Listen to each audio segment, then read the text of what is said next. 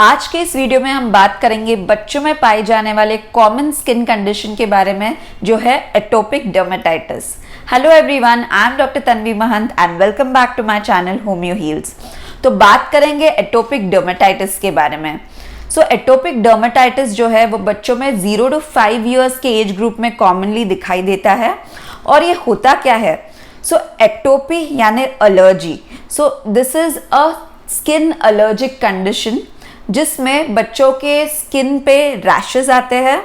और वो रैशेस में कॉमन लक्षण क्या होता है? जो है प्लूराइटिस, स्क्रैचिंग।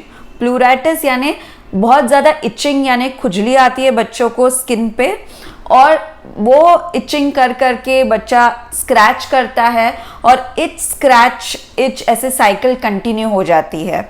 यूजुअली ये हाथों पे, पैरों पे ज़्यादा कॉमन दिखाई देता है।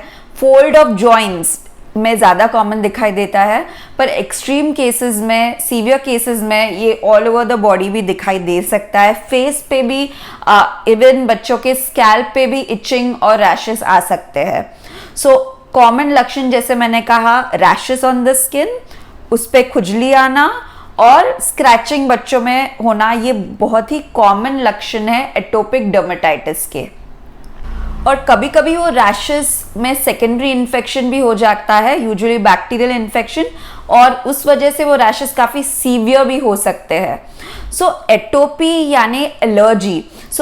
ये एक एलर्जिक स्किन कंडीशन है, और देखा गया है जिन बच्चों में एटोपी होती है, एटोपिक डर्मेटाइटिस होता है, उनमें आगे चल के रेस्पिरेटरी एलर्जीज यानी अस्थमा जैसे बीमारी या एलर्जिक राइनाइटिस जैसी बीमारी है, वो भी देखी जा सकती है। और एटोपिक डायथिसिस भी हम कहते हैं, मतलब एटोपी यूजुअली एलर्जीज फैमिली में भी रन करती है। जिन बच्चों में फैमिली हिस्ट्री हो कोई स्किन एलर्जी की या रेस्पिरेटरी एलर्जी की, उन बच्चों में ये कंडीशन काफ़ी हद तक कॉमन है। बिकॉज अभी इसके रीज़न क्या है या कॉजेस क्या है? तो सबसे पहले जेनेटिक या इम्यूनिटी।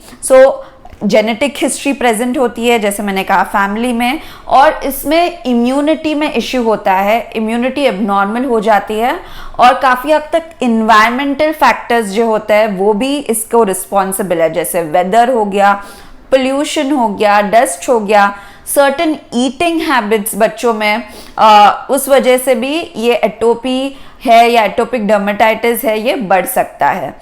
बिकॉज बहुत हद तक एटोपिक डर्मेटाइटिस ये है, ये एबनॉर्मल इम्यूनिटी की वजह से, और जैसे मैंने कहा फैमिली हिस्ट्री की वजह से होता है, इसलिए होम्योपैथी में इस चीज़ का बहुत ही अच्छा इलाज है।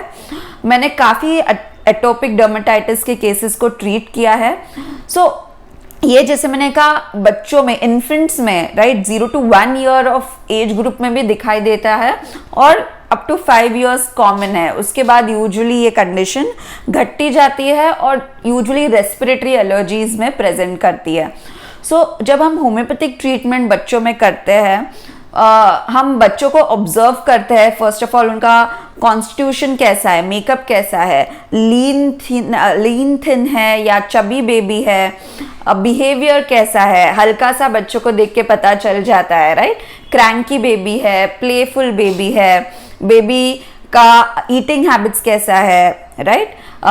कहीं स्वेटिंग होती है कोई पार्ट में, मदर हिस्ट्री ड्यूरिंग प्रेगनेंसी को कंसिडर करते हैं, और फैमिली हिस्ट्री को कंसिडर करते हैं। ये सारी जो हिस्ट्री है उसको कंसिडर करके हम होम्योपैथिक मेडिसिन देते हैं, और ऑब्वियसली टाइम लेता है बिकॉज ये इम्यूनिटी का प्रॉब्लम है, तो somewhere around 6 months to 1 year भी लग सकता है, 1 to 2 years for this atopy to completely settle, right. Results आपको विद इन 2-3 months दिखाई देंगे, पर उसके बाद भी आपको एटलीस्ट 1 year तक होम्योपैथिक मेडिसिन कंटिन्यू करनी पड़ सकती है।